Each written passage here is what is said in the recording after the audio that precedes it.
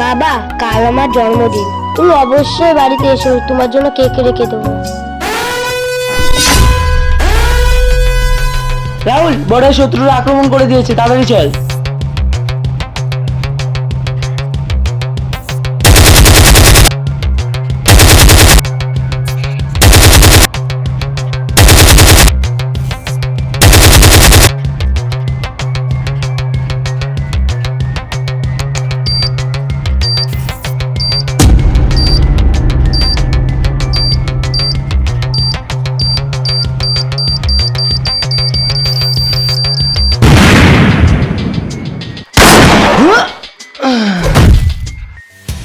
রাহুল, রাহুল ভাই, তোর কিছু হবে না ভাই। ভাই, ভাই, আমার মেয়েকে বলে দিস আমি এই জন্মদিনে তো যেতে পারলাম না, পরের জন্মদিনে অবশ্যই যাব।